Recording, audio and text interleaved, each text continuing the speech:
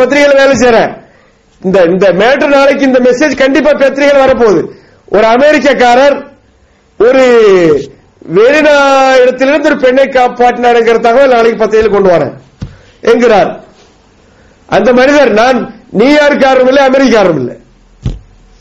ஜெயலலிதா கேட்கிற நீ யாருன்னு, நான் ஒரு பாகிஸ்தானி முஸ்லீம் என்கிறார். மறுநாள் பத்திரிகையில் வந்து டைட்டில் என்ன தெரியுமா? அனாவசியமாக ஒரு முஸ்லிம் ஒரு நாயை அடித்துக் கொன்றார்.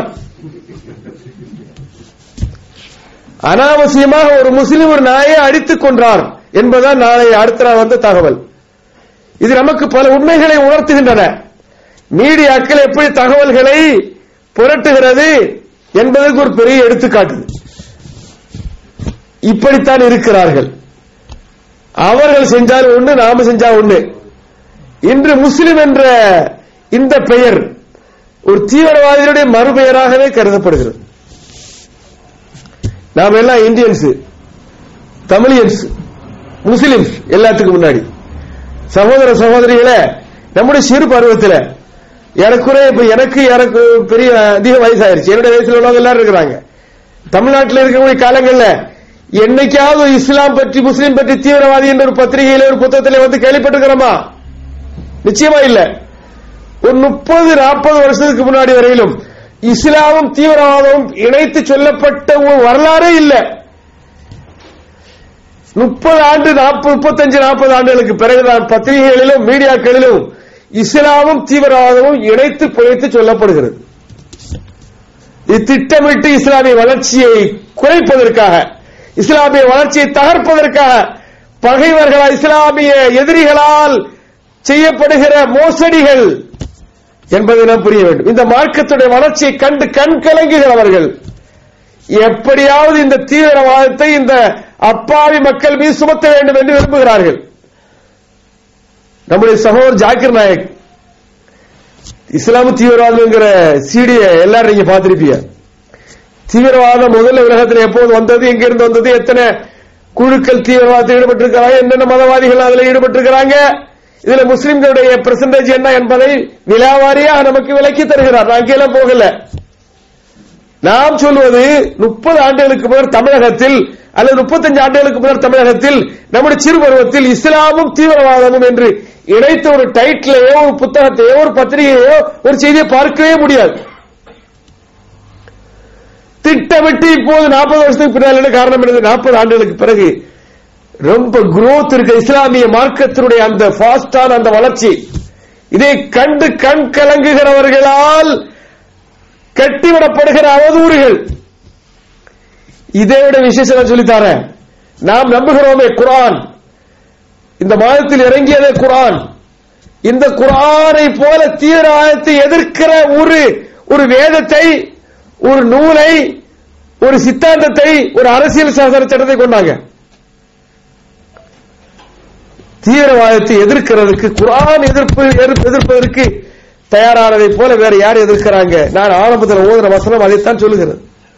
நம்முடைய அரசியல் தலைவர்கள் அது யூகேல ஆகட்டும் இந்தியாவில் ஆகட்டும் என்ன சொல்லுவார்கள்? தீவிரவாதத்தை பற்றிய தகவல்கள் எங்கேயாவது தீவிரவாதிகள் நடந்தால் உடனே சொல்லுவாங்க, நாங்கள் இரும்பு கரம் கொண்டு அடக்குவோம். அதான் சொல்றாங்க, இரும்பு கரம் கொண்டு அடக்குவோம். இதுக்கு மேல என்ன வார்த்தை அவங்களால் சொல்ல முடியும்? நம்முடைய நாட்டுடைய தலைவர்கள், நம்முடைய நாட்டுடைய முக்கியஸ்தர்கள், நம்முடைய நாட்டுடைய நல்நாடுகிறவர்கள், மக்கள் எல்லாம் கருதுகிறவர்கள் அத்தனை பேரும் தீவிரவாதம் என்பது மகத்தான ஒரு கொடுமை, கொடிய பாவம், குற்றம். சமுதாயத்தை அது நாசப்படுத்தி விடுகிறது, பொருளாதாரத்தை அது இல்லாமலாக்கி விடுகிறது, அமைதியை குலைத்து விடுகிறது, வளர்ச்சிக்கு எதிரானது, அமைதிக்கு எதிரானது, பொருளாதார மேம்பாட்டிற்கு எதிரானது, இஸ்லாமிய மார்க்கத்துக்கு எதிரானது, அமைதியாக வாழ விரும்புகிறவருக்கு எதிரானது. ஒருபோதும் அவருடைய அருகில் ஒரு முஸ்லிம் செல்லக்கூடாது, செல்ல முடியாது. சென்றால் அவர் முஸ்லிம் அல்ல. தீவிரவாதத்துடைய அருகில் சென்றாலே முஸ்லிம் அல்ல. தீவிரவாதத்தை எப்படி எதிர்க்க பாருங்க. நம்முடைய தலைவர்களை போல எதிர்க்கிறதா, அதை ஒரு கொடூரமாக எதிர்க்கிறதா? குர்ஆனுடைய என்ன சூரத்துல் மாயிதா எத்தனாவது அத்தியாயம்? யார் சொல்லுவா அத்தியாயம்? சூரத்துல் மாயிதா எத்தனாவது அத்தியாயம் சொல்லுங்க? 5வது அத்தியாயம். சூரத்துல் மாயிதா 5வது அத்தியாயம். அத்தியாயங்கள் எத்தனை? அத்தியாயங்கள் குர்ஆன்ல எத்தனை, வசனங்கள் எத்தனை, என்னென்ன தலைப்புகள் குர்ஆன்ல உண்டு என்பதெல்லாம் எல்லாரும் தெரிஞ்சுக்கணும். ரமதான் அதுக்கு அரிய வாய்ப்பு. 33 அத்தியாயத்துல வசனத்துல 5வது அத்தியாயத்துடைய மாயிதாவுடைய 33வது வசனம் பாருங்க. இன்னமா ஜஸாஉல் லதீன யுஹாரிபூனல்லாஹ வ ரசூலஹு, அல்லாஹ்வோடும் அல்லாஹ்வுடைய தூதரோடும் யார் போராடுகிறார்களோ, ஹர்ப் செய்கிறார். ஹர்ப்னா முஹாரபா, முஹாரப் என்றால் ஹிராப், ஹிராப் என்றால் போராட்டம். யாரோடு போராட்டம்? சமுதாய போராட்டம். சமுதாயத்தில் அமைதியை குலைப்பதற்காக செய்யப்படுகிற, அமைதியை குலைப்பதற்காக செய்யப்படுகிற தீவிரவாத செயல்கள் தான் இங்க ஹெராபா. இதுக்கு அரபியில் ஹர்ப் என்று சொல்ல ஹெராபா என்பார்கள். ஆயுதமேந்தி அச்சுறுத்தி சமுதாயத்தில் அமைதியை குலைப்பதற்கு, லா அண்ட் ஆர்டரை குலைப்பதற்கு, சட்ட ஒழுங்கை குலைப்பதற்காக உள்ள செயல்பாடுகளுக்கு பேர் தான் ஹெராபா. அரபியில் அதற்கு ஹெராபா. இஸ்லாமிய குற்றவியல் சட்டத்தை பாருங்க. அரபியில் ஹெராபா என்றால் ஆயுதமேந்தி சமுதாயத்துடைய அமைதியை குலைப்பதற்காக, சட்ட ஒழுங்கை சீர்குலைப்பதற்காக, லா அண்ட் ஆர்டரை இல்லாமலாக்குவதற்காக செயல்படுகின்ற செயல்பாடுகள் சட்டத்துக்கு எதிராக. அதான் தீவிரவாதம். தீவிரவாதம் என்றால் சட்ட ஒழுங்கை குலைப்பதற்காக, அமைதியை குலைப்பதற்காக செய்கின்ற குற்றங்கள். இந்த குற்றத்திற்கு அரபியில் ஹெராபா என்பார்கள். இதை செய்கிறவர்கள் யார் என்றால், அல்லாஹ்வுடைய சட்டத்தை, அல்லாஹ்வுடைய தூதர் இயற்றிய சட்டத்தை குலைப்பதற்காக, சட்டத்தை குலைப்பதற்காக யார் செயல்படுகிறார்களோ அவருடைய கூலி, பனிஷ்மெண்ட் என்ன? ஜஸா என்றால் பனிஷ்மெண்ட். இன்னமா ஜஸாஉல் லதீன யுஹாரிபூனல்லாஹ வ ரசூலஹு, அல்லாஹ்வோடும் அல்லாஹ்வுடைய தூதரோடும் என்ன போராடுகிறவர்கள், சட்ட ஒழுங்கை சீர்குலைப்பவர்கள், அமைதியை குலைப்பவர்கள், வன்முறையில் ஈடுபடுகிறவர்கள், தீவிரவாதிகள், இவருடைய பனிஷ்மெண்ட் யஸாவுன ஃபில் அர்லி ஃபஸாதன். இது மட்டுமல்ல, உலகத்தில் அவர்கள் கலகத்தை விரும்புகிறார்கள். சட்ட ஒழுங்கு சீராக செல்வதை விரும்பவில்லை. சட்ட ஒழுங்கு சீர்குலைய வேண்டும், அமைதி குலைய வேண்டும் என்று செயல்படுகிறார்கள். அதான் தீவிரவாதிகள் செய்வது. அவர்கள் உலகத்தில் சீர்குலை பணிகளில் முயற்சி செயல்படுகிற அவர்களை, அவருடைய பனிஷ்மெண்ட் என்னன்னா ஐயுகத்தலு, அவர்கள் சித்திரவதை செய்யப்பட வேண்டும். குர்ஆன் எடுத்த எல்லாரும் குர்ஆன் இருந்து பாத்துக்கிட்டு, கத்தலா வேற, கத்தலா யுக்தலு அல்ல. கத்தலா என்றால் கொன்றான், கத்தலா என்றால் சித்திரவதை செய்தான். கத்தலா என்றால் அரபியில் கொன்றான், வெட்டினான் அர்த்தம். கத்தலா என்றால் துண்டு துண்டா விட்டான். ஐயு கத்தரு, இவர்கள் அது சித்திரவதை செய்யப்பட வேண்டும், துண்டு துண்டாக வெட்டப்பட வேண்டும். உலகத்தில் யார் கொடுத்தா இந்த பனிஷ்மெண்ட்? புஷ் கொடுத்தாரா? ஆப்கானிஸ்தானத்திலேயோ அமெரிக்காலேயும் தீவிரவாதிகள் இருக்கிறாங்க, தீவிரவாதிகளுடைய ஆதரவாளர்கள் இருக்கிறாங்க என்று சொல்லி போனாங்களே ஆயுதமேந்தி, லட்சம் லட்சம் அப்பாவியர்களை கொன்று குவித்தார்களே, அவர்களால் தீவிரவாதத்தை ஒழிக்க முடிந்ததா? குர்ஆன் சொல்லுகின்ற தீவிரவாத ஒழிப்பை பாருங்க. ஐயுகத்தலு, அவர்கள் துண்டு துண்டாக சித்திரவதை செய்யப்பட்டு பனிஷ் பண்ணப்பட வேண்டும். இன்னொரு ஆப்ஷன், 4 ஆப்ஷன் குர்ஆன் அல்லாஹ் சொல்றான். அவு யுஸல்லபு, அல்லது இவர்கள் கழுக மரத்தில் ஏற்றப்பட்டு அவமானப்படுத்தப்பட வேண்டும்.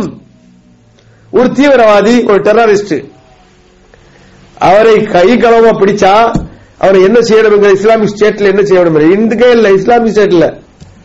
இது தனிமனிதர்களுக்கு கொடுக்கப்பட்ட சட்டம் அல்ல. இஸ்லாமிக் லா என்பது தனி மனிதர்கள் நடைமுறைப்படுத்துவதல்ல, இஸ்லாமிக் கோர்ட்ல போய் செய்ய வேண்டிய விஷயங்கள்.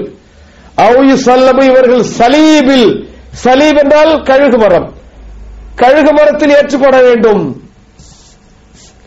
எதற்காக இவ்வளவு பெரிய அக்கிரமத்தை, கொடுமை செஞ்சிருக்கான் தீவிரவாதத்தை? இவன் கண்டிப்பா தண்டிக்கப்பட வேண்டும். சந்தி சிரிக்க இவன் கழுமரத்தில் ஏற்றப்பட்டு அப்படி கட்டி வைக்கப்பட்டு இவன் கொலை செய்யப்பட வேண்டும். சல்லபு, சல்லபனால சலீபில் அறைதல். ஜீசஸ் அலைஹிஸ்ஸலாம் சலீபில் அறைந்ததாக குர்ஆன்ல அவர்கள் கிறிஸ்தவர் சொல்லுகிறார்களே, உமா கத்தலுஹு உமா சலபுஹு. குர்ஆன் சொல்லுது அவரை சிலுவையில் அறையவும் இல்லை, கொலை செய்யவும் இல்லை. அங்க போகல. ஆக சலபாங்கிறதுக்காண்டி சொல்லி வரேன். சல்லபா என்றால் கழுகு மரத்தில், உயர்ந்த ஒற்றைத்தடி மரத்தில் ஏற்றி அவரை அறைந்து கொலை செய்தல். சந்து சிரிக்க அவரை பார்த்து எல்லாரும் படிப்பினை பெற வேண்டும். இஸ்லாமிக் பனிஷ்மெண்டுடைய பின்னாடி என்ன? பனிஷ்மெண்ட் குரூரத்தனமாக இருக்கும். இஸ்லாமிக் பனிஷ்மெண்ட் இருக்கிறது, சட்டவியல் குற்றவியல் சட்டங்கள் குரூரத்தனமானது. எதுக்காக? அதில் தான் வாழ்வு இருக்கிறது. எப்போது பனிஷ்மெண்ட நாம் லேசாக்கிறோமோ தளர்த்துகிறோமோ அங்கே குற்றங்கள் மலியும். பனிஷ்மெண்டை கெடுபிடி செய்தால் குற்றங்கள் ஒழியும். இஸ்லாமிய மார்க்கத்தினுடைய பனிஷ்மெண்ட் கெடுபிடியானது, குற்றம் ஒழிக்க வேண்டும் என்பதுதான்.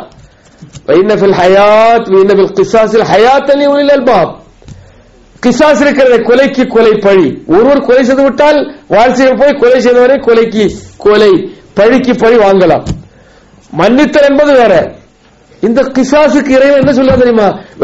கிசாசு ஒருவன் சாவுறான், ஒரு பனிஷ்மெண்ட்னால ஒருத்தர் செத்து போறாரு.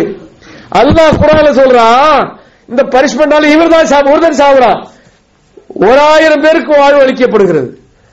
இன்னபில் கிசாஸில் ஹயாத்தல்லி உயில் அல்பாப், சிந்திக்கிறது புத்திசாலிக்கு இதிலே வாழ்வு இருக்கிறது, ஹயாத் இருக்கிறது என்று அல்லாஹ் சொல்றான். சாவில ஹயாத் இருக்கிறதா? ஒருவன் சாகட்டு, 1,00,000 பேர் காப்பாற்றப்படுகிறார்கள். கொலையாளிகள் கொலை வெறியர்கள் அங்கேதான் சிந்திப்பார்கள், நான் இவரை எடுத்ததற்கெல்லாம் கொலை செய்து க்ளோஸ் பண்றேன்னா அப்ப என்னுடைய நிலைமை என்ன ஆகும் என்று 1000 கொலையாளிகள் தங்களுடைய கொலை வெறியை நிறுத்துவதற்கு இந்த ஒரு கொலை, இந்த ஒருவர் மீது உள்ள இந்த பனிஷ்மெண்ட் காரணமாக இருக்கு. இஸ்லாமிக் பனிஷ்மெண்ட் பூரா அப்படிதான். நம்முடைய நாட்டு தலைவர்கள் சொன்னார்கள், குற்றங்கள் மலியும் போது இஸ்லாம் சொல்லுகிற குற்றவியல் சட்டம் நடைமுறைப்படுத்தாமல் இருப்பாங்க. காலம் பூரா இஸ்லாத்தை வெறுத்தவர்கள், காலம் பூரா இஸ்லாத்தை குறை சொன்ன தலைவர்கள், பிஜேபி தலைவர்கள் வரையிலும் நாட்டில் ஒரு பெரிய குற்றம் வந்து விட்டால் இஸ்லாமிய குற்றவியல் ரொம்ப நல்லா இருக்குது, இஸ்லாமிய குற்றவியல் நடைமுறைப்படுத்தினால் இந்த குற்றம் வராதுப்பாங்க. ஆகவேதான் இஸ்லாமிய குற்றவியலை பற்றி நாம் தெரிந்து கொள்ள வேண்டும். இஸ்லாமிக் கிரிமினாலஜி பற்றி தெரியணும். அதனுடைய பின்னணி பூரா குற்றம் குறைவதற்கு காரணமாக இருக்கிறது, குற்றம் பெருகாது. இப்போது இன்னைக்கு பாருங்க, நம்ம ஊர்ல ஒரு திருடுறா ஜெயிலுக்கு போறான், ஒரு வாரத்தில் வெளியே வர்றான், இன்னும் திருடுறா இன்னும் போறான், 30 தடவை 40 தடவை ஜெயிலுக்கு போறான். ஒருத்தர் ஏன் போறான்? அவனுக்கு உரிய பனிஷ்மெண்ட் இல்ல, வந்துடுறான், வந்து மறுபடியும் அந்த குற்றத்தை செய்யறான். குற்றத்தை செய்யாம இருப்பதற்குள்ள பனிஷ்மெண்ட் அவனுக்கு கொடுக்கப்படல. ஆகவே நல்ல கடுமையான பனிஷ்மெண்ட் டெரரிசத்துக்கு குர்ஆன் சொல்லுகிறது, அவர்கள் கழுகில் ஏற்றப்பட வேண்டும். இது யாருமே செய்யப்பட குரூரத்தனமானது, என்னைய காட்டுமிராண்டித்தனமான ஒரு சட்டத்தை சொல்லுது, இவர் போல பேசிட்டு இருக்கிறார் நீங்க எல்லாம் கேட்பீங்க. அல்லாஹ்வுடைய வேதம் சொல்லுகிற சட்டம் இது, நான் சொல்லுவதல்ல. இந்த சட்டத்தை நாம் லேசாக நினைத்தால், அதை ஒரு காட்டுமிராண்டித்தனம் என்று வர்ணித்தால் நாம் பாவியாகி விடுவோம். இவரை மார்கை வெட்டப்பட வேண்டும். குரூரத்தனம் இல்லையா? ஒருவர் தப்பு செய்யறா, இன்னைக்கு திருடுகிறவர்கள் தப்பு செய்த கொலையாளிகளுக்கு ஏசி ரூம்ல ஜெயில இடம் கொடுங்க என்று சொல்லுகிற அளவுக்குள்ள காலத்தில் வாழுகிறோம். பனிஷ்மெண்ட் முறையாக இல்லாதனால அமைதி குலைந்து குற்றங்கள் மலிந்து, இந்த மலிந்து வளர்ந்து வரும் குற்றத்தை அடக்குவதற்கு என்ன வழி என்று குற்றவியல் நிபுணர்கள் எல்லாம் ஐக்கிய நாடு சபையை கூட்டி தீர்மானிக்கிறார்கள். அதுக்கு ஒரே வழி இஸ்லாமிய குற்றவியல் சட்டத்தை உலகத்தில் நடைமுறை கொண்டு வரும்.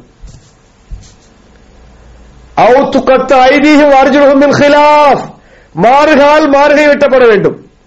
ஒரு கலகம் செய்த ஒரு பயங்கரவாதி, சட்ட ஒழுங்கை சீர்குலைப்பதற்கு காரணமாக இருந்த ஒரு பயங்கரவாதி, அவருக்கு 3வது ஆப்ஷன், அவரை கூப்பிட்டு கொலை செய்ய வேண்டாம், அது செய்யலண்டா, அல்லது கழுகு மரத்தில் ஏற்றப்படலன்னா அவரை ஒரு கையை வெட்டிருங்க, அடுத்த ஒரு கூட்டத்துக்கு போன அடுத்த கையை வெட்டுங்க, மாறுகால் ஒரு கை, அப்புறம் அடுத்த ஒரு காலு.